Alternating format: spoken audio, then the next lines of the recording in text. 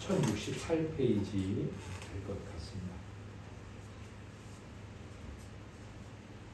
예레미야 10장 23절 말씀을 같이 읽고 하나님 앞에 아멘으로 영광 올려드리겠습니다. 함께 읽겠습니다. 여호와여, 내가 알거니와 사람의 길이 자신에게 있지 아니하니 걸음을 지도함이 걷는 자에게 있지 아니하나이다. 아멘. 함께 하나님의 은혜를 소망하면서 또 믿으면서 기도드리겠습니다.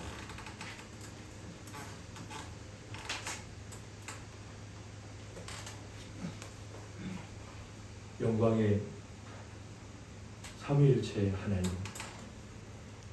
당신께서는 택하시거나 사랑하시거나 힘을 주시거나 새롭게 하시거나 위로하시거나 하실 때마다 말씀으로 그 대상들에게 나타나시거나 이끄시거나 보여주시거나 품게 하시거나 일깨우시거나 하셨습니다. 그래서 오늘 저희들은 당신께서 저희들을 사랑하신다는 것을, 택하셨다는 것을, 천국을 향하여 한 걸음 한 걸음 인도하신다는 것을, 저희들의 속사람을 다시금 새롭게 하신다는 것을, 또 위로받아야 한다면 위로해 주시는 것을, 갈 길을 몰라 주께 여쭙고 있다면 주께서 갈 길을 알려주신다는 것을 오늘 알고 믿습니다. 복되신 하나님, 오늘 저희들에게 당신과 당신의 뜻이 어떤 분인지 잘 알게 하여 주시며 또한 그 빛 안에서 저희들 자신을 잘 알게 하여 하나님 앞에 더욱 겸손하게 하시며 하나님을 더욱 믿고 신뢰하게 하시며 하나님께 더 큰 감사를 진심으로 올려드릴 수 있게 하여 주시옵소서. 그래서 이 모든 일을 통해 당신께서 큰 영광을 받아 주시옵소서. 어리고 연약하고 미련하고 사망의 그늘에 덮여있는 저희들 심령에 성령님 친히 오셔서 일깨우시고 가르쳐주시고 인도하시고 열매 맺게 하여 주시옵소서. 우리를 구원하신 예수님 이름으로 감사하며 기도드립니다. 아멘.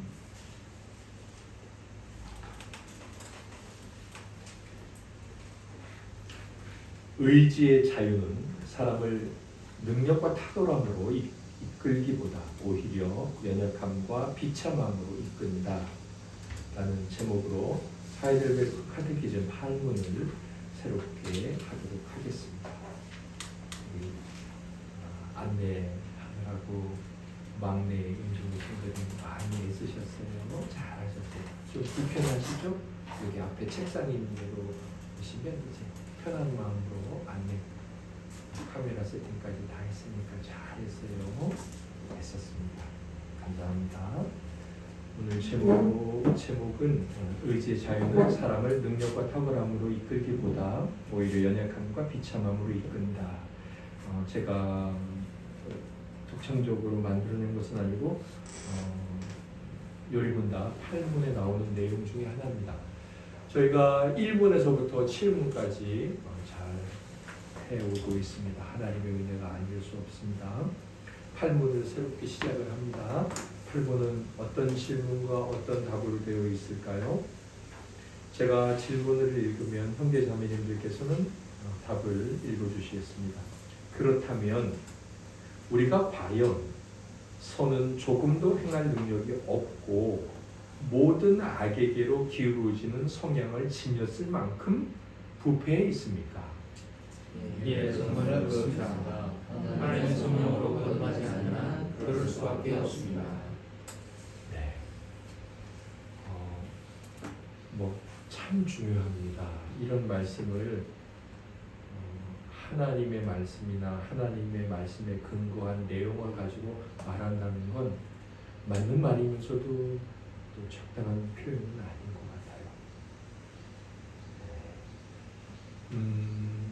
냉장고에서 저희가 사는 과일들이 있었습니다.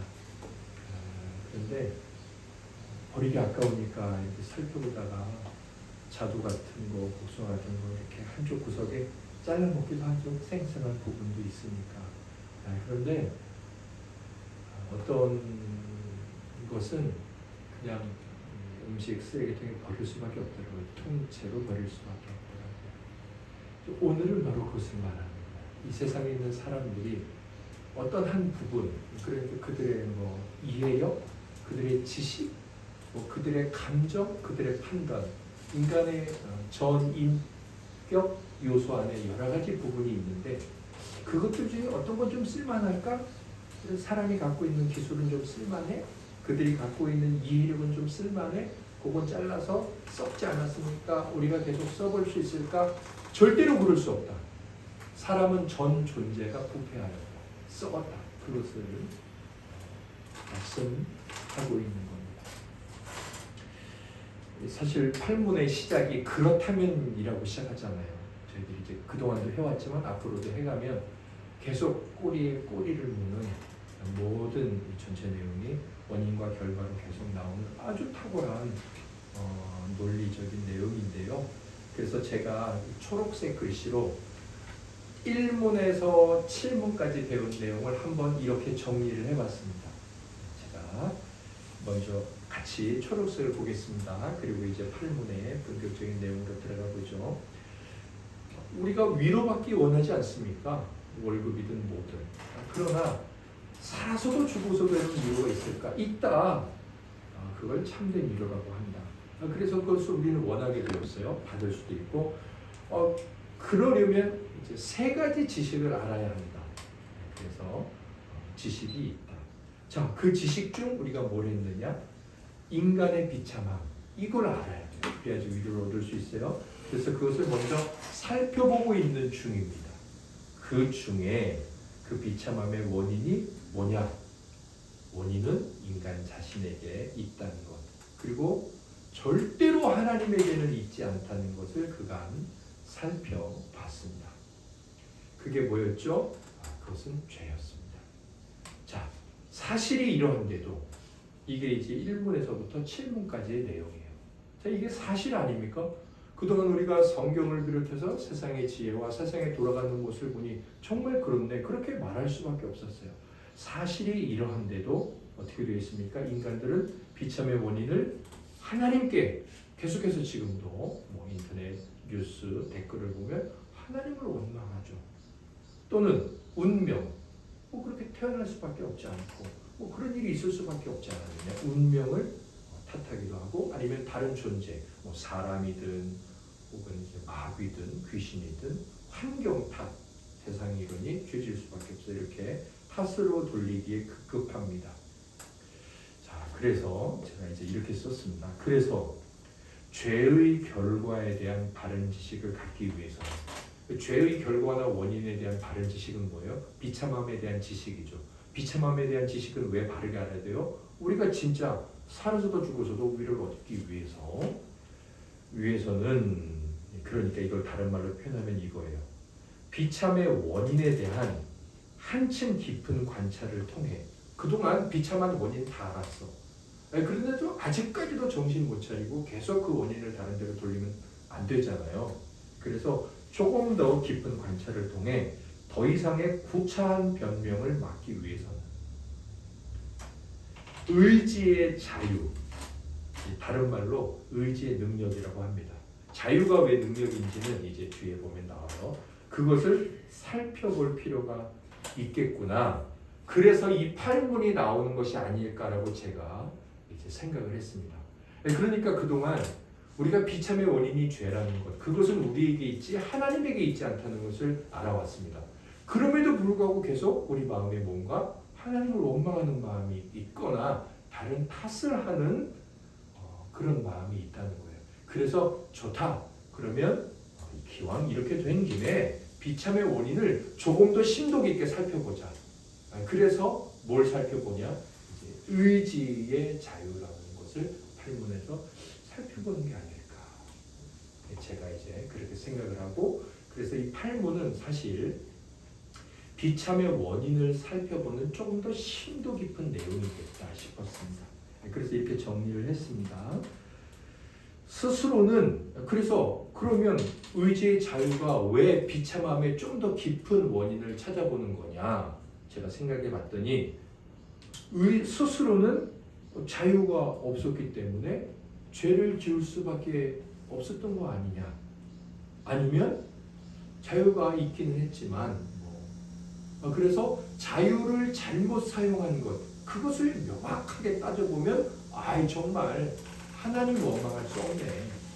운명을 탓할 수 없네. 환경을 탓할 수 없네. 그렇게 말할 수밖에 없지 않을까. 그리고 결국 그것은 비참의 원인을 정확하게 아는 것이고 그리고 하나님께서 주시는 참된 위로 사나 죽거나 우리에게 위로를 얻게 되는 첫 번째 과정에 좋은 태도가 아닐까. 그래서 죄의 결과를 명확하게 규명하려는 의도가 있지 않을까. 제 나름대로 그렇게 생각을 했습니다. 그런데 맞는 것 같습니다. 그래서 이런 까닭에 앞에서 제가 이렇게 말씀드렸죠. 이런 까닭에 이 의지의 자유라는 것, 의지의 능력이라는 것, 여러분들 원하시는 대로 하실 수 있죠. 네. 그것은 인간의 비참과 긴밀하게 연관되어 있다고 할 수 있습니다. 무엇보다 의지의 자유에 대한 바른 지식을 그래서 이제 갖게 될 때 하나님 앞에서 세 가지가 바뀌어요. 세 가지.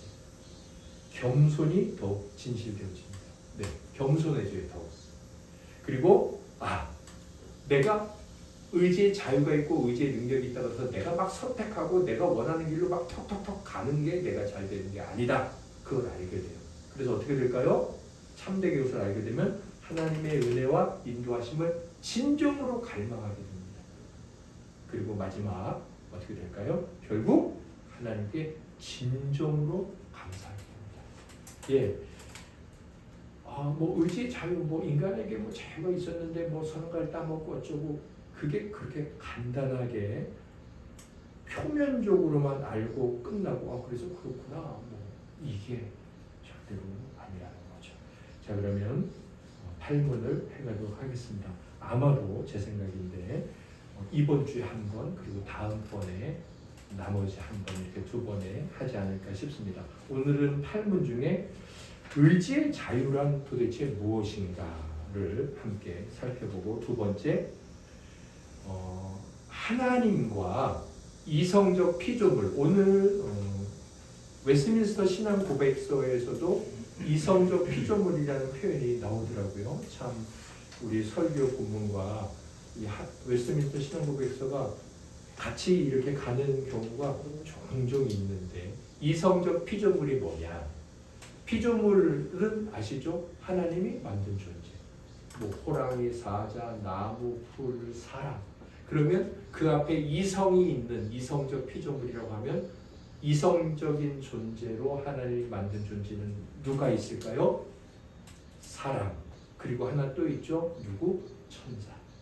사람과 천사를 이성적 피조물이라고 하는데 이 하나님에게 있는 의지의 자유와 이성적 피조물, 천사와 사람에게 있는 이성적 자유는 어떻게 같거나 또는 어떻게 다른가. 그래서 비슷한 점과 다른 점을 살펴보며 그 차이점 안에서 혹은 공통점 안에서 우리가 바른 지식을 갖게 되면서 아까 말씀드렸던 하나님 앞에 겸손해지거나 하나님을 더욱 의지하거나 하나님께 감사하는 모습이 우리 안에서 성령의 감동에 의해 자극되어질 수밖에 없습니다.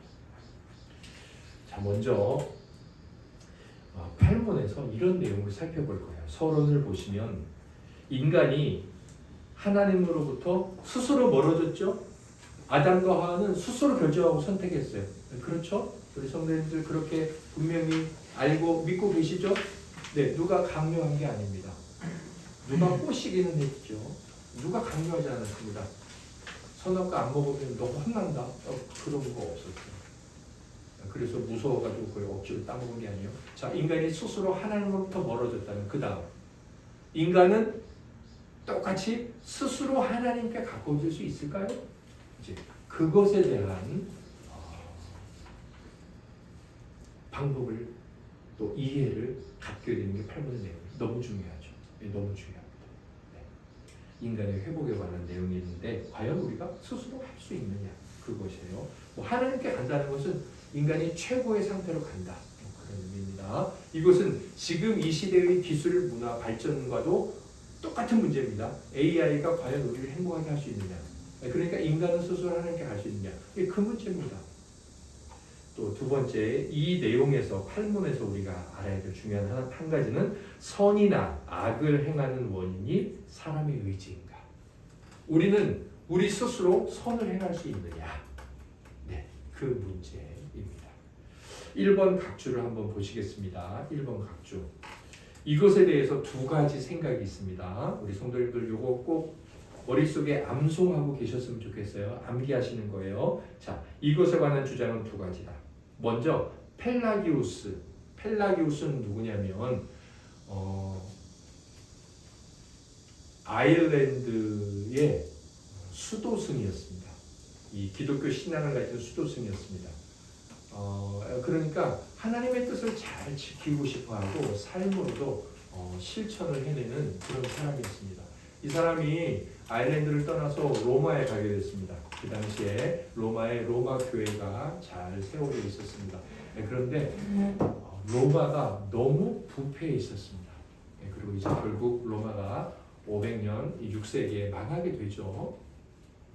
로마가 너무 부패했는데 펠라기우스가 그것을 보고서 부패가 왜 원인이 뭐지 봤더니 교회가 부패했다고 생각을 했습니다. 성도들이 부패해 있었던 거였어요. 사실 이 교회가 제도화되면서 막 고위 관료들 국가에서도 공무원이 되거나 고위직에 올라가려면 황제에게 잘 보이려면 교회에 성도로 등록을 했었어야만 돼요. 그러니까 세상의 성공을 위해서 교회에 등록하고 교회는 안정되고 부유해졌지만 실제적으로 하나님의 능력이 없는 교회였어요. 그래서 펠라기우스가 그 모습을 보면서 로마가 너무 부패해 있는데 그 부패한 원인은 교회 때문이다 이렇게 생각을 하고 그럼 교회가 왜 이렇게 부패했지 봤더니 이 어거스틴과 같은 그 당시에 있었던 오직 구원은 믿음으로 얻을 수 있어 거기에 뭔가 잘못되어 있다는 것을 생각했어요. 믿기만 하면 구원을 받아? 그러니까 사람들이 행함이 없지 이렇게 생각하고 행위를 강조하게 됐어요. 그러면서 우리가 스스로 행동으로 하나님 앞에 선한 행동을 하고 선한 삶을 살면서 구원을 받아야 된다. 이 주장을 하게 되었는데 사실은 펠라기우스의 주장은 조금 변질이 되어서 그 다음 한번 볼까요? 인간에게 하나님의 은혜가 본성적으로 남아있다. 우리에게 조금 남아있어. 먹을 만한 것이 조금 남아있는 거지. 그래서 그걸 가지고 우리가 잘 개발을 하고 열심히 훈련하고 정직하게 살아가면서 우리 스스로 하나님께 돌아갈 수 있어. 믿기만 하면 돼. 그렇게 말하지 마. 그렇게 그분께 순종할 수 있다고 합니다. 믿거나 믿지 않거나 선을 행하거나 악을 행하거나 이것은 사람의 의지에 달려있다. 의지가 약한 거야. 너희들은 행동할 줄 몰라. 분명히 은혜가 남아있는데 선을 행해야지. 그렇게 주장하게 됐습니다. 그래서 펠라기우스 주의는 그 당시에 이단일 뿐만 아니라 지금도 뭔가 우리에게 야고보 사도가 말했던 것처럼 믿음은 우리의 행위로 증명되어져야 하죠. 우리가 말하는 믿음은 행위가 없는 믿음을 말하는 게 절대로 아니에요. 우리가 말하는 믿음은 행위가 있는 믿음을 말합니다. 우리가 성령으로 말미암아 다시 살아나서 그 성령께서 우리 안에서 역사하실 때 반드시 우리에게는 하나님께서 기뻐하신 행위가 있습니다. 그것이 온전하지 않다고 하더라도 그러나 우리 스스로 우리가 하는 행동으로 구원을 받을 수 있다고 말하는 주장 혹은 이 땅에서 뭔가 완전히 행위를 하나님께서 기뻐하시는 상태로 만들 수 있다고 말하는 주장들 그런 신앙들은 잘못되었다는 거예요.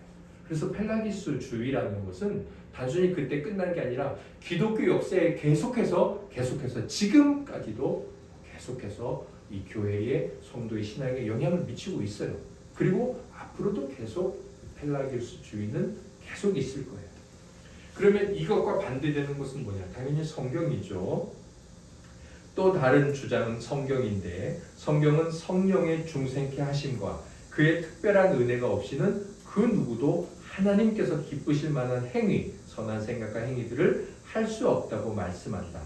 믿거나 믿지 않거나 선을 행하거나 악을 행하거나 성령의 중생케 하심의 역사며 하나님의 은혜가 모든 것이라는 것이다. 그래서 고린도전서 12장 3절에 뭐라고 되어 있습니까? 함께 읽겠습니다. 시작. 성령으로 아니하고는 누구든지 예수를 주시라 할 수 없느니라. 아멘 할렐루야. 형제 자매님들에게 제가 한번 질문을 해드리겠습니다. 여러분들이 믿으시면 아멘 하시기 바랍니다. 여러분들은 예수 그리스도를 여러분 인생의 주인이라고 믿으며 고백하십니까? 네. 그러면 여러분들은 지금 아멘 하셨다면, 지금 믿음으로 진짜 아멘 하셨다면 여러분들은 성령으로 인해서, 성령의 능력과 성령의 자극으로 인해서 하시는 거예요.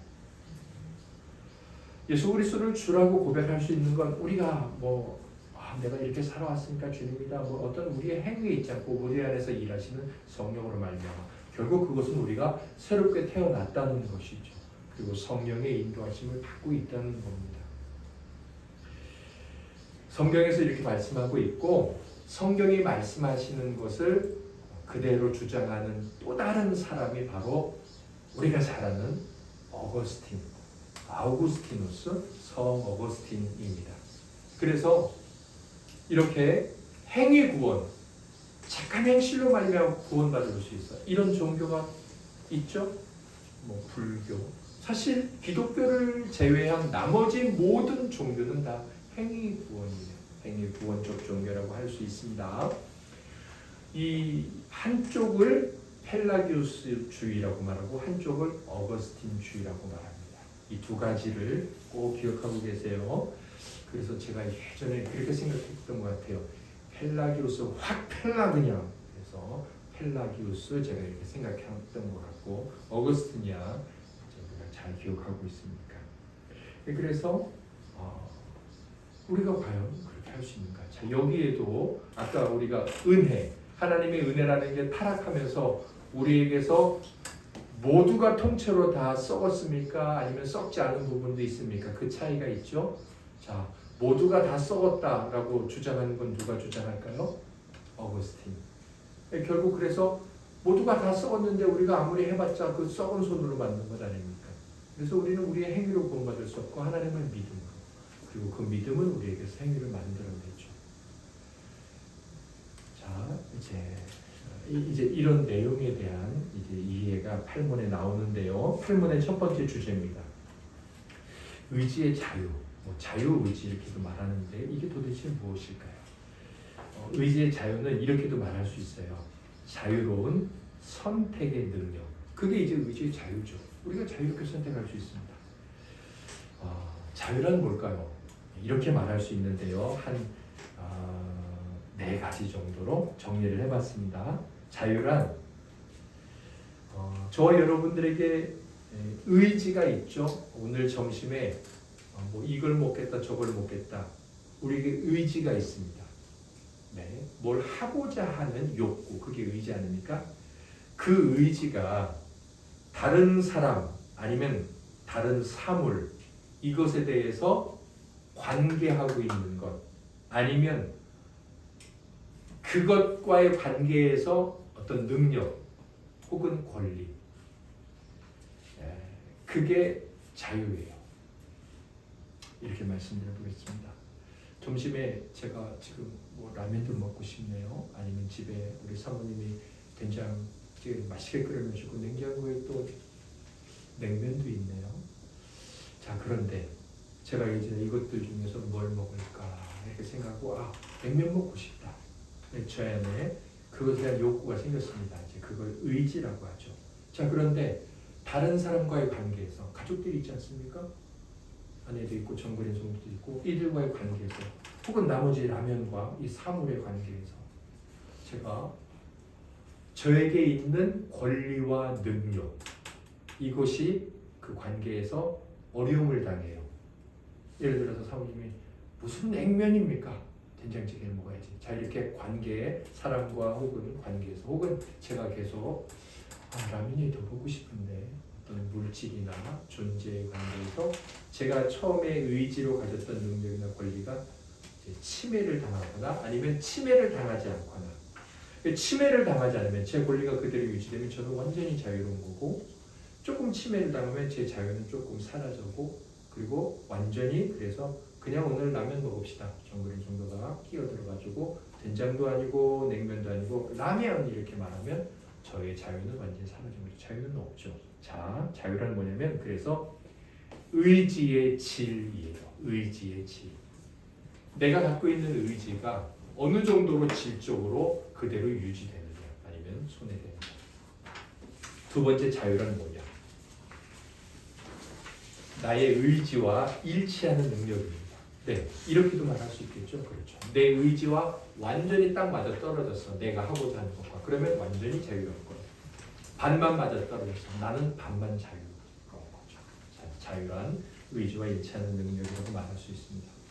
네, 그러니까 의지와 일치한다. 절대로 강요받지 않는 상태예요. 네. 어떤 대상으로부터. 그래서 나 스스로 선택하거나 거부하거나 결정할 수 있습니다. 그런 능력입니다. 세 번째 이렇게 말할 수 있어요. 자유란 그래서 어떤 상태와 반대되는 거냐면 노예 상태와 노예 상태 혹은 종이죠. 노예 상태와 반대되는 것입니다. 결국 자유란 주인이라고 말할 수 있습니다. 모든 관계, 모든 대상으로부터. 자, 또 의지의 자유란 결국 이렇게 말할 수 있죠. 의지의 자유가 있다는 것은 자유로운 무엇을 할 수 있는 능력일까요? 자유로운 선택의 능력입니다. 네, 이게 자유예요. 자유 1번부터 다시 보시면 어떻게 되어 있어요? 의지의 질이다. 질이 높을수록 자유가 더 좋은 거죠. 또 의지와 일치한 능력이다. 또 노예 상태와 반대되는 것이다. 또 의지의 자유란 선택의 능력이다. 그래서 이런 네 가지 의미에서 가장 자유로운 존재가 누구냐? 하나님이십니다. 네, 이렇게 네 가지 존재에서 네 가지 이제 개념에서 가장 자유로우신 분은 하나님이다. 하나님이야말로 가장 자유로우시다. 이렇게 말할 수 있습니다. 네, 이게 바로 의지의 자유입니다. 이제 선악과 사건 거기서 이제 자유의지라고 말할 때 혹은 우리가 사회 일반적 개념에서 어떤 자유를 말할 때, 자유의지를 말할 때 이제 이렇게 생각해도 아무런 상관이 없습니다. 두 번째는요, 이 의지의 자유와 관련해서 하나님께 있는 자유와 이성적 피조물들, 천사와 사람에게 있는 자유를 비교해 볼 필요가 있습니다. 왜냐하면 여기서 그렇게 했을 때 우리가 아까 말씀드렸던 세 가지 어떤 경건의 바른 모습이 나오기 때문입니다. 두 가지를 살펴볼 건데요. 먼저는 공통점이 있습니다. 그리고 또 한 가지는 차이점이 있습니다. 공통점은 두 가지가 있고요. 차이점은 세 가지가 있습니다. 자, 그래서 두 가지 공통점을 살펴보겠습니다. 하나님이나 이 지성 있는 피조물, 이성적 피조물 똑같은 말이에요. 천사, 사람 이렇게 말해도 되겠죠. 이런 피조물들은 어떤 점이 같느냐? 생각하고 또 고려해서 행동합니다.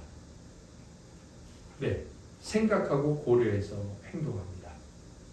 이게 이제 그들에게 있는 자유라는 거예요. 하나님도 생각하고 고려해서 행동하고요. 사람도 혹은 천사도 생각하고 고려해서 행동합니다. 이게 무슨 말이냐? 그 밑에 적어놨죠. 어떤 생각하고 고려한다는 것은 이성이나 자기 안에 있는 의지, 하고 싶다, 안 하고 싶다, 이 의지를 시행하여서 어떤 대상물을 선택하거나 혹은 거절하거나 거부하거나 합니다. 네, 이게 첫 번째 공통점이에요. 여러분들 그렇게 하시죠? 네, 여러분들이 생각하고 고민하고 또 그러면서 어떻게 합니까? 결정하시잖아요. 그리고 실제로 그것을 그렇게 행동하시기도 하고 거절하시기도 하시죠. 두 번째 공통점은 뭐냐면 하나님과 지성 있는 피조물들은 이제 이게 첫 번째 것과 연관이 돼요. 생각하고 고려해서 행동하죠. 그런데 그렇게 할 때 아무런 강요도 받지 않습니다.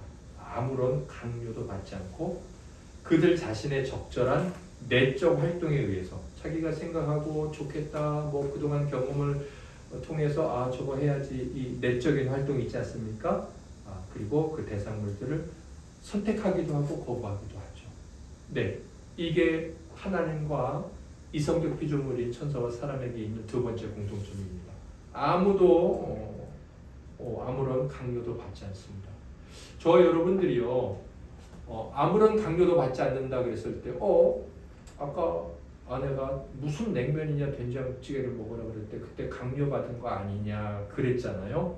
그렇게 생각하실 수 있잖아요. 그러나 저는 아무런 강요를 받지 않고 제가 고집을 부리면서 나는 냉면 먹을래 할 수 있습니다. 거기서 받은 강요는 근본적인 강요를 말하는 게 아니에요. 자, 그렇게 했을 때 제 마음에 그래 된장찌개 먹지, 이거는 강요를 받은 것처럼 보이나 제 마음에 다시 변화를 줘서 생각을 하고 내적인 활동에 의해서 그래 집안이 시끄러워지니까 아내의 말을 따르지, 나름대로 제가 생각을 하고 다시 판단을 해서 제 자의대로 결정을 한 거예요. 여기서 말하는 강요라는 것은 그 존재에게 근본적으로 그렇게 할 수 없는 상태를 할 수 있느냐? 절대로 그렇게 할 수 없어요. 하나님이든 사람이든 천사든 절대로 근본적으로 그 존재에게 강요를 받게 할 수 있느냐? 받게 할 수 없어요. 자, 이게 공통점입니다. 그런데요, 한번 살펴볼까요? 그래서 이제 이렇게 그 밑에 보면 이 얘기는 무슨 얘기냐면 의지가 원하는 것과 때로 반대되는 것을 뜻하죠. 그렇죠? 저는 분명 냉면 먹고 싶었는데, 그냥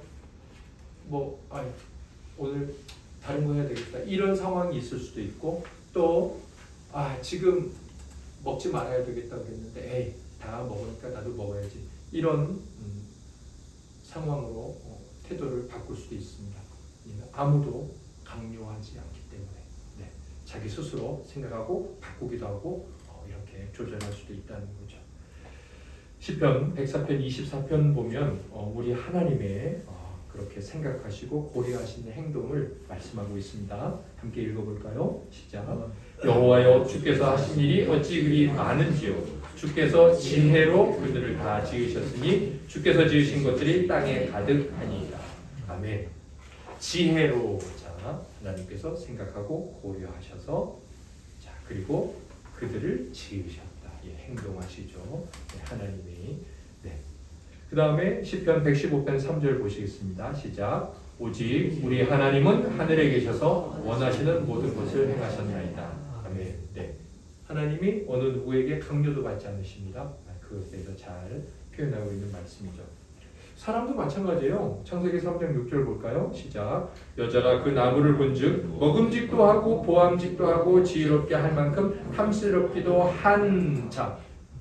여기까지 있는 내용은 뭐예요? 계속 이 여자가 생각하고 있는 거죠. 우리의 선조 하와가 이거 정말 그렇게 보이는데 그런 것 같은데 먹을까 말까? 자, 생각하고 그 다음에 어떻게 합니까? 나무인지라 여자가 그 열매를 따먹고, 누구에게도 강요받지 않았어요. 스스로 선택해서 행동하는 거죠. 생각하고 행동합니다. 이제 사람에게 있는 자유와 관련한 두 가지 공통점이 여기에 나타나고 있습니다. 또 남편에게도 주매. 너 남편 안 주면 혼난다. 누가 강요했습니까? 아니에요. 자기가 스스로 강요받지 않고 행동한 것입니다. 그리고 이 행동은 뭐예요? 하나님이 하지 말라고 한 것을 스스로 하기도 하는, 해야 될 것을 하지 않고 해야 될 것을 하지 않는 그런 행동도 나타나고 있는 거죠. 왜 그런 행동이 나타날까요? 인간에게는 강요받지 않는 자유가 있기 때문에. 이사야 1장 19절 20절에도 보면 하나님이 우리에게 이렇게 말씀하시는데 우리의 모습을 알 수 있어요. 같이 읽어보겠습니다. 시작. 너희가 즐겨 순종하면 땅의 아름다운 소산을 먹을 것이요 너희가 거절하여 배반하면 칼에 삼켜지리라. 여호와의 입의 말씀이니라. 아멘. 하나님이 선악과에 있는 선악과를 관련한 말씀과 똑같은 상황의 말씀이에요. 하나님이 이거 절대로 먹지 마. 그리고 울타리를 쳐놓으셨나요? 아니에요. 그들에게 말씀하셨어요. 먹으면 죽는다. 안 먹으면 산다. 역시 마찬가지죠. 하나님이 우리에게 길을 놓으셨어요. 그럼 뭐라고 말씀하십니까? 순종하면 이렇게 돼. 불순종하면 이렇게 돼. 하나님은 우리에게 강요하지 않아요. 하나님이 우리에게 주신 자유는 어떤 거예요? 어느 누구에게도 강요받지 않는 자유입니다. 우리에게 이런 자유의 모습이 있다는 겁니다. 또 마태복음 23장 37절 보세요. 주님이 이렇게 말씀하시죠. 시작. 예루살렘아 예루살렘아 선지자들을 죽이고 내게 파송된 자들을 돌로 치는 자여 암탉이 그 새끼를 날개 아래 모음같이 내가 네 자녀를 모으려 한 일이 몇 번이더냐. 그러나 너희가 원하지 아니하였도다. 예, 주님은요 우리에게 선택하게 하십니다. 다르게 말하면요 우리는 강요받지 않는 자유가 있다는 거예요. 주님이 그렇게 회개하라고 선지자들을 보내시고 결국 아들 예수 그리스도를 보내셨어요. 그러나 너희가 원하지 않았다는 거예요. 너희가 원하지 않았다는 거예요. 하나님 안에 있는 자유와 인간에 있는 자유의 모습을 성경들이 이렇게 말하고 있는데 두 가지 특징이 있다는 겁니다. 생각하고 고려해서 행동하며 어떤 강요도 받지 않습니다. 이게 공통점이라면요 차이점이 있습니다. 첫 번째 차이점은 뭐냐? 이해의 정도가 다릅니다. 그러니까 하나님의 자유, 그러니까 하나님이 생각하고 고려해서 행동하시면서 강요받지 않는 것의 이해와 천사나 사람이 갖고 있는 생각하고 고려하고 그리고 강요받지 않은 상태에서 행동하는 그 이해는 정도에 있어서 차이가 있습니다. 그 밑에를 한번 보세요. 먼저 하나님을 보세요. 하나님께서는 영원 전부터 최소한의 무지나 모르는 것이나 혹은 판단의 실수가 없이 모든 일을 지극히 완전한 방식으로 친히 보시고 이해하신다. 네, 그분의 자유에는 이런 생각과 이런 고려가 있어서 방해받지 않으시고 그렇게 행동하시는 거예요. 자유롭게. 그분의 자유에는 이런 모습이 있다는 거죠. 이런 이해가. 마태복음 24장 36절에 나옵니다. 뭐라고 말씀합니까? 시작. 그러나 그 날과 그때는 아무도 모르나니 하늘의 천사들도 아들도 모르고 오직 아버지만 아시느니라. 아멘. 우리 주 예수 그리스도도 하나님 아니십니까? 근데 예수님이 왜 모른다고 하셨을까요? 하나님이신 예수 그리스도는 중보자시기 때문에 중보자로서는 하나님과 우리 사이를 화해시키는 분의 직책으로서는 이 일을 알지 못하시는 거예요. 그러나 심판하실 분으로서는 이 일을 당연히 아시죠. 그래서 이 땅에 계시면서 중보자로 계시면서 말씀하셨기 때문에 완전한 하나님이시기도 하지만 모른다고 하신 거예요. 아무튼 우리가 여기서 알아야 될 중요한 것은 아들도 모르고 천사들도 모르고. 그러니까 뭐라고 말씀하시는 거죠? 이성적 피조물이 알고 있는 것, 이해하는 것. 그래서 그들이 알고 있고 이해하고 있으니까 자유롭게 행동하잖아요. 그 자유와 하나님 아버지가 알고 있는 것, 거기서 나오는 자유는 다를 수밖에 없다는 겁니다. 성경은 분명히 하나님의 자유가 이렇게 알고 있는 이해에서 비롯된다라고 말씀하시죠. 이사야 40장 13절 14절에 하나님의 놀라운 이해에 대해서 그분의 지식과 고려, 지혜에 대해서 이렇게 말씀하십니다. 같이 읽고 아멘 하겠습니다. 누가 여호와의 영을 지도하였으며 그의 모사가 되어 그를 가르쳤으랴. 그가 누구와 더불어 의논하셨으며 누가 그를 교훈하였으며 그에게 정의의 길로 가르쳤으며 지식을 가르쳤으며 통달의 도를 보여주었느냐. 아멘. 모든 걸 다 잘 알아서 만물 박사라서 대통령이 되는 게 아니에요. 대통령이 되고 나서 각 나라의 살림과 관련된 전문가들을 뽑으시죠. 그리고 그 전문가들의 조언을 받고 최종 결정들을 하게 된다면 그 위치에서 하는 거죠. 예. 왕이나 임금이나 또 최고 통수권자에게는 반드시 그들의 이제 모사, 참모들이 필요합니다. 그런데 하나님에게는 모사가 필요 없다는 거예요. 참모가 필요 없다는 거죠. 여기 나오죠. 누가 하나님에게 제안을 하고 하나님 이렇게 하시면 됩니다. 경제는 이렇게 하세요. 그렇게 할 필요가 없다는 거예요. 누가 그를 가르치려? 하나님이 다 알고 계신데. 네, 하나님 이런 분이라는 거죠. 이런 지식과 이런 이해와 이런 생각과 이런 고려감을 가지고 자유롭게 활동하신다는 거예요. 반면 이성적 피조물은 어떨까요? 그들도 자유가 있죠. 우리도 자유가 있어요. 그러나 하나님께서 기뻐하시는 대로 특정한 때에 그들에게 계시하시는 정도만큼만 알 뿐이에요. 그러니까 똑같은 자유지만 그 자유롭게 행동하기 위한 생각이나 이해는 이렇게 큰 차이가 있다는 거죠. 그래서 다니엘서 2장 21절을 볼까요? 함께 읽고 아멘 하겠습니다. 그는 때와 계절을 바꾸시며 왕들을 패하시고 왕들을 세우시며 지혜자에게 지혜를 주시고 총명한 자에게 지식을 주시는도다. 아멘. 어젯밤만 해도 벌써 밤이 썰렁하더라고요. 그래서 이불을 덮고 잤습니다. 온수 매트를 켜는 건 조금 참았습니다. 계절을 바꿉니다. 누가 바꿀까요? 도대체 누가 바꿀까요? 네, 하나님이 바꾸시죠. 그 뒤에 말씀을 보세요. 하나님의 주권을 표현하고 있는 구절인데 이 하나님의 주권 안에 하나님의 지식이 어느 정도 되는지 나오는데 뭐라고 되어 있습니까? 지혜자에게 지혜를 주시고 총명한 자에게 지식을 주신대요. 그러니까 우리가 보기에 아주 지혜로운 사람에게 지혜를 주시고 우리가 보기에 정말 똑똑한 사람에게 다시 또 지식을 주신다는 거예요. 두 가지를 말씀하죠. 우리가 보기에 정말 지혜로운 사람, 정말 똑똑한 사람도 뭐가 있다는 거예요? 한계가 있다는 거죠. 그게 인간이라는 거예요. 자, 반면 또 뭘 말하는 거예요? 하나님에게는 어떤 것도 부족함이 없다. 그 두 가지를 아주 잘 대조하고 있는 거죠.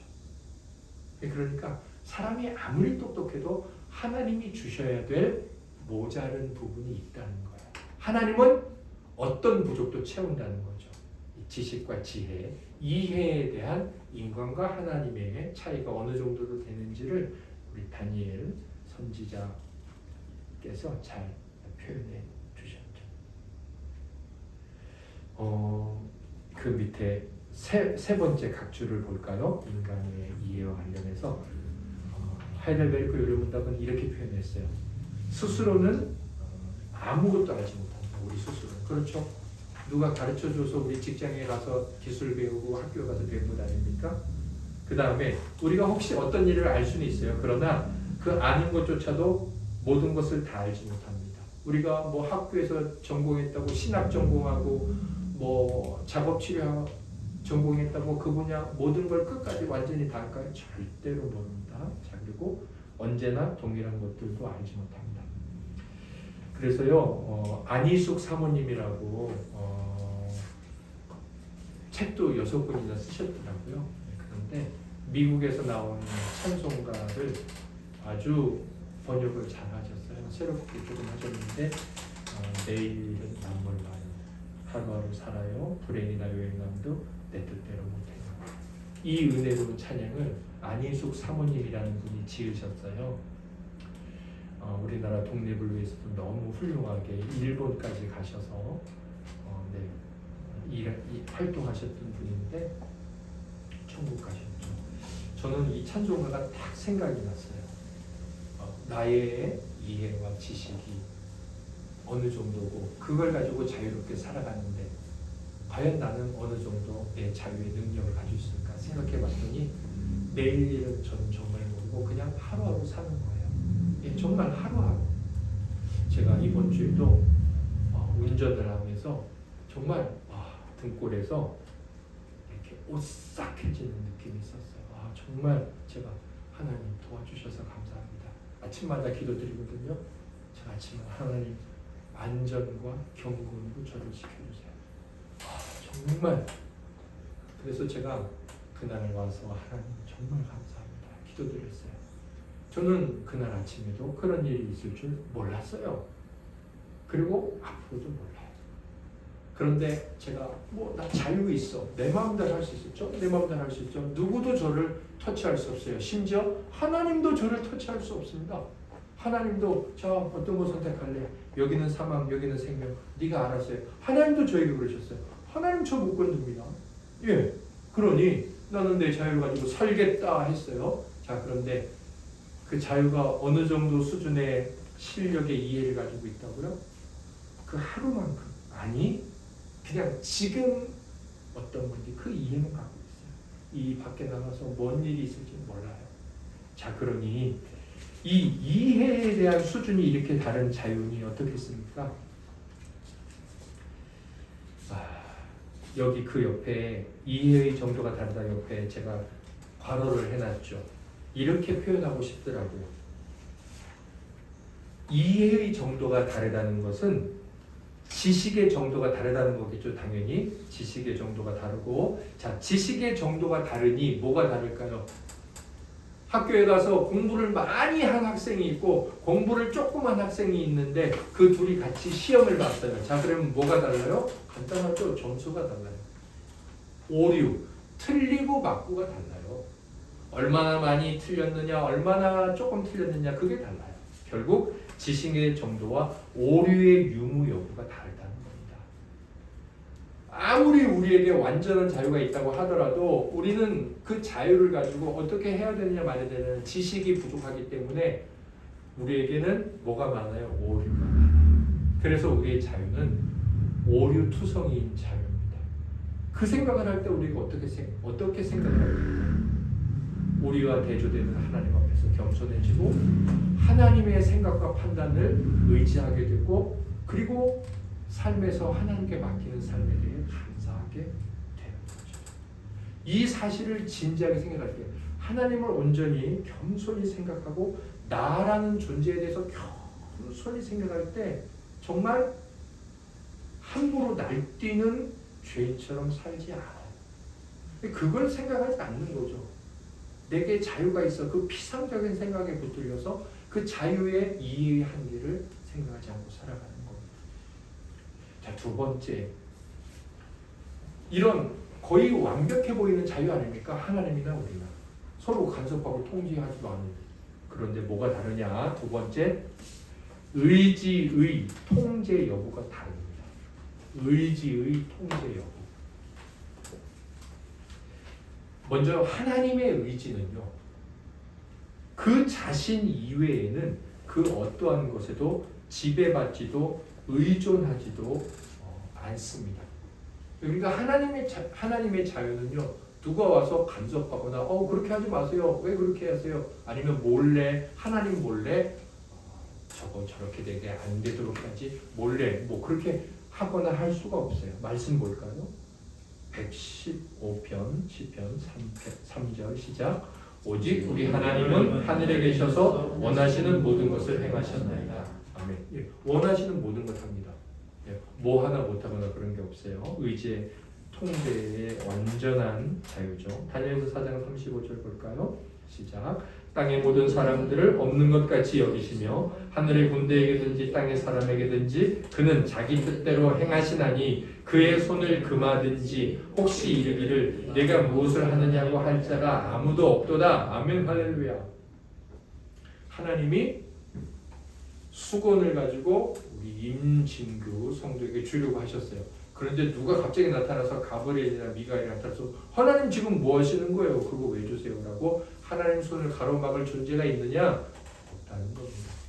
하나님의 의지에 대해서 가로막는 통제 그게 없는 자유예요. 하나님의 자유는. 자, 그런데 우리의 자유는 어떨까요? 각주 5번은 나중에 읽어보시고요. 댁에 가셔서 적어도 한 번은 설교 원고 다시 보시죠. 다들 적어도 한 번은 보시면 되고요. 3번을 보겠습니다. 인간의 자유를 보겠습니다. 이성적 피조물들의 의지는 그러니까 천사와 사람의 자유와 관련된 의지는 하나님의 은밀하신 작정과 섭리의 영향을 받습니다. 그러니까 그들은 통제가 있어요. 완벽해 보이는 자유가 있죠. 하나님도 나를 못 건드려 이래라 저래라 말 못해. 하지만 뭐가 있어요? 하나님이 은밀하게 작정을 해놓으셨고 우리가 모르는 섭리가 있습니다. 하나님의 일하심. 그래서 그것의 통제를 받습니다.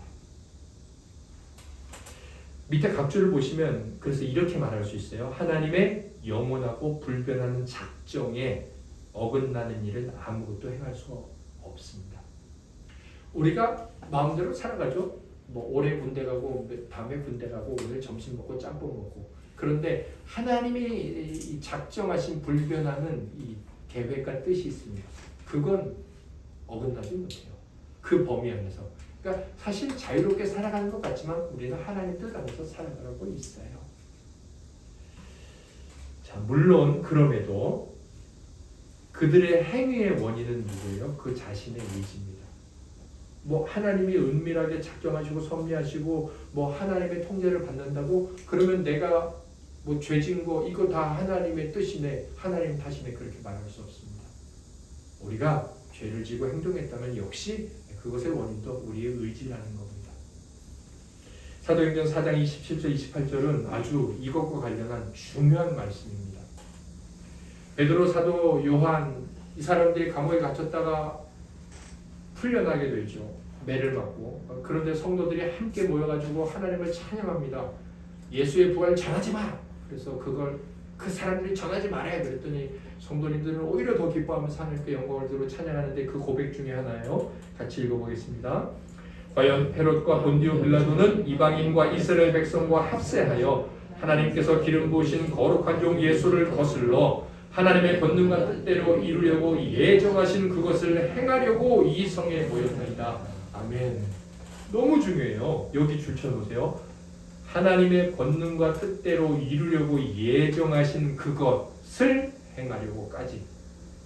자, 여러분, 하나님은 권능과 뜻대로 이루시려고 예정하신 것이 있습니다. 그게 뭘까요? 아담과 하와 때부터 타락을 해서 이들이 하나님으로부터 멀어지고 그리고 이제 영혼이 죽음 가운데 떨어졌어요. 그래서 하나님이 그들을 바라보시면서 너무 불쌍히 여기셔서 뭘 해야 되겠다고 계획하시고 작정하신 것이 있어요. 그게 뭐예요?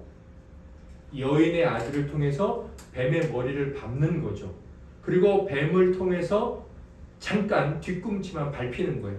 머리 밟힌 놈은 완전히 죽겠죠? 발 뒤꿈치 밟히면 그 상처 난 거 이제 고치면 되겠죠. 그걸 하나님이 계획하셨어요.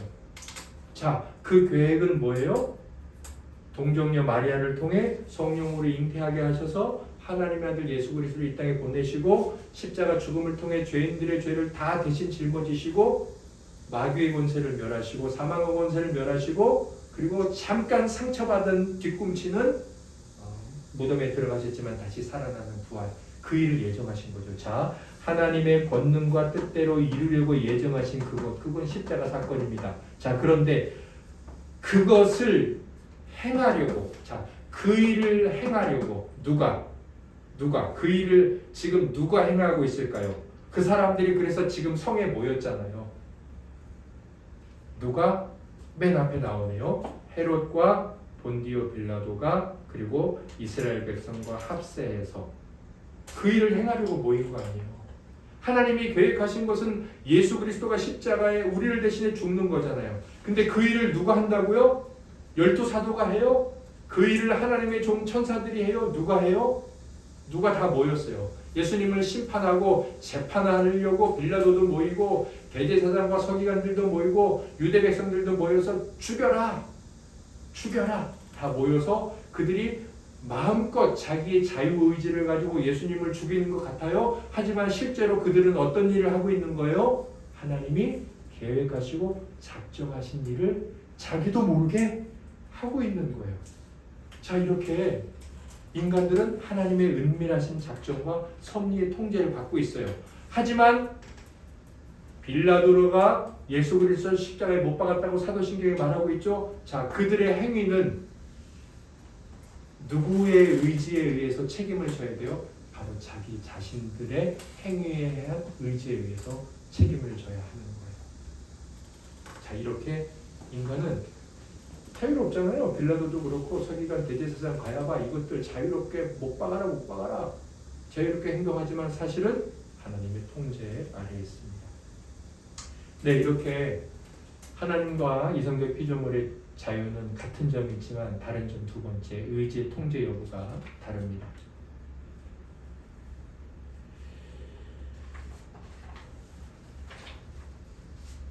그리고 오늘 중심 구절이죠. 예레미야 10장 23절 같이 읽겠습니다.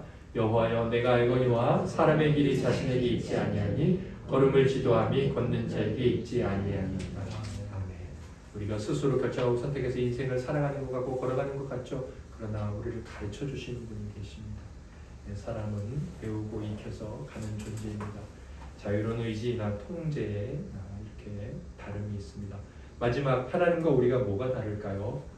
이 마지막 세 번째는 첫 번째와 두 번째를 합친 결과이기도 합니다. 그래서 제가 제목을 이렇게 잡았습니다. 이해와 의지가 다르다 그랬죠? 통제가 있다 그랬습니다. 그래서 그 결과물, 이해가 다르고 의지가 통제가 있느냐 없느냐가 달라요. 그러면 뭐가 다를까요? 당연히 그 결과물이 다릅니다. 이건 뭐가 있느냐 없느냐의 차이일까요? 그것은 밑에 있는 두 가지 차이점을 살펴본다면 하겠습니다. 먼저 민수기 23장 19절 성경을 읽어보도록 하겠습니다. 시작. 하나님은 사람이 아니시니 거짓말을 하지 않으시고 인생이 아니시니 후회가 없으시도다. 어찌 그 말씀하신 바를 행하지 않으시며 하신 말씀을 실행하지 않으시랴. 아멘. 우리가 가끔 내가 오늘 집에 가면 이렇게 해야지 생각했는데 설교 듣고 교회에서 성도님들과 교제하고 셀매하고 나면 어떤 생각이 듭니까? 그 생각이 완전히 바뀌어가지고 집에 가서 다른 행동, 다른 모습이 나오죠. 우리는 이렇게 하루에도 몇 번씩이나 생각하고 작정했던 걸 바꿔요. 그걸 뭐라 그래요? 번복한다고 말하죠. 그런데 하나님은 뭐가 없어요? 번복이 없어요. 왜 없을까요? 중요한 이유가 있는데 하나님은 실수가 없어요. 그러니까 번복할 필요가 없는 거죠. 하나님 모든 걸 다 아세요. 예, 그래서 하나님 번복할 필요가 없어요. 예, 그래서 하나님은 후회가 없으시다. 이 말은 번복이 없으시다는 겁니다. 물론 성경에 하나님이 후회하신다는 표현이 나오죠. 예, 그거는 그냥 사람의 관점에서 그렇게 말씀하신 것일 뿐입니다. 여기서 말하는 실수나 실패가 있기 때문에 후회한다. 그런 의미가 절대로 아니에요. 말라기 3장 6절도 볼까요? 시작. 나 여호와는 변하지 아니하나니 그러므로 야곱의 자손들아 너희가 소멸되지 아니하느니라. 네, 하나님 변치 않으셔서 그 사랑이 영원하다는 말씀하고 있는데 중요한 건 뭐예요? 하나님 변하지 않는다는 거예요. 한번 작정하면 끝까지 사랑해 주세요. 우리의 사랑이 그래서 안전한 거죠. 아무튼 하나님은 그 위에 이렇게 쓰시면 되겠죠. 모든 일들을 불변하게 아세요. 그러니까 그분이 이거 이렇게 될 줄 몰랐는데 에이 괜히 이렇게 했네. 그렇게 하나님은 뭐 전하는 것들을 뭐 모르거나 그러지 않으세요. 그래서 이걸 이렇게 표현하는 거죠. 불변하게 아세요. 완전하게 아세요. 그래서 영원전부터 그 일들을 어떻게 하셨어요? 작정하실 수 있죠. 또 그래서 작정하셨고요. 또 작정하셨기 때문에 그렇게 되는 거고요. 아무튼 작정하셨고 모든 선한 일들은 이루어지도록 뜻하십니다. 그럼 죄악된 일들은 어떻게 할까요? 허용하십니다. 이 표현도 중요합니다. 이거 하나님이 작정하셨어? 그럼 악한 일들은 어떻게 되는 거야? 그것은 하나님이 허용하시는 거고 좋은 일들, 선한 일들은 이루어지도록 그분이 뜻하시는 겁니다. 아무튼 하나님의 계획과 작정 안에 이루어지지 않는 일이 없는 겁니다. 아까 빌라도 이 사람들이 예수 그리스도를 십자가에 못 박은 것도 마찬가지죠. 그건 뭐예요? 그 죄악된 일들은 하나님이 허용하시는 거죠. 아무튼 하나님은 아까 완전한 이해를 가지고 계시고 또 그분의 의지에는 통제가 없잖아요.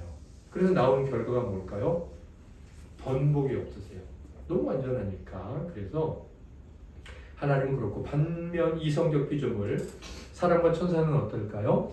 이성적 피조물들이 갖는 개념들과 판단들은 불변의 반대는 뭐예요? 가변적이죠. 네, 우리는 자주 바뀝니다. 바뀔 수밖에 없고 따라서 그들의 의지 역시 어떨까요? 가변적이죠. 예, 이렇게 하려고 했는데 어때요? 그 의지가 바뀌죠. 고린도후서 7장 8절 우리 사도 바울께서도 그랬습니다. 함께 읽어볼까요? 그러므로 내가 편지로 너희를 근심해 한 것을 후회하였나니 지금은 후회하지 아니함은 그 편지가 너희로 잠시만 근심하게 한 줄을 아니라. 아멘. 내가 왜 그때 그렇게 심하게 말을 했지? 후회했는데 지금은 아니다. 그때 그렇게 말했더니 오히려 잘 됐네. 사람은 이렇습니다. 자, 그래서 이해와 의지가 다르니까 그 자유에는 결과물이 다른데 어떤 결과물이에요? 번복의 유무 여부가 다릅니다. 그 이해와 의지의 결과물이 다르다 옆에 번복. 우리는 결정하고 선택하고 생각하는 것에 계속 바뀌어요. 변합니다. 그러나 하나님은 바뀌지 않습니다. 자, 이게 우리와 하나님이 갖고 있는 자유의 세 번째 차이입니다. 자, 차이점 아시겠죠? 생각하고 이해하는 능력, 그리고 통제하는 게 있느냐 없느냐, 그리고 그 결과 이제 아유 괜히 이렇게 했어 후회나 번복 그게 있느냐 없느냐, 그것이 다른 자유입니다. 사랑하는 성도님들은 이런 우리의 자유와 하나님의 자유, 비록 우리가 자유가 있지만 어떻게 살아야 된다고 생각이 드십니까? 참된 우리의 모습과 참된 하나님의 모습을 이렇게 알고 배워갈 때 어떤 결론이 인생에 나올 것 같습니다. 자, 근데 반론이 있어요. 반론이 만일 악한 자들까지도 포함하여 사람의 모든 결정들이 하나님의 뜻에서 비롯되고 그 뜻의 통제를 받는다면, 통제 받죠. 그리고 그런데도 불구하고 많은 사람들이 죄악되다면 하나님께서 죄의 원인인 것 같아 보인다. 하나님이 죄의 원인 아니냐? 빌라도가 하나님의 뜻 안에 있었다면 그거 하나님이 그런 거 아니야? 자, 그러나 여기에 문제는 뭔가요? 그런데도 불구하고 많은 사람들이 죄악되다. 바로 이것이 문제입니다. 이게 뭐죠? 우리 지난번 했는데 이게 바로 우발성입니다. 하나님이 아담과 하와에게 선택한 능력을 주셨어. 그러면 능력을 주신 분 하나님의 죄의 원인에 그것은 능력의 우발성이죠. 마귀가 또 그들의 자유의지가 죄를 선택하고 결정하는 거죠. 네, 죄의 우발성을 말하자는 겁니다. 네, 하나님의 뜻을 알지 못하는 상태로 빌라도가 또 종교인들이 그렇게 한 거죠. 또 그들이 그렇게 했을 때 하나님께 영광을 올려드려야 되겠다라는 바르고 참된 의지로 그렇게 했나요? 그렇게 하지 않았습니다. 네, 죄악의 오발성이 있는 거죠. 그래서 하나님의 뜻 안에서 통제를 받고 하나님의 뜻에서 이루어졌지만 그들의 행동과 그들의 이제 결정들은 그들에게 의지의 원인이고 그들이 이제 그 결과에 책임을 져야 합니다.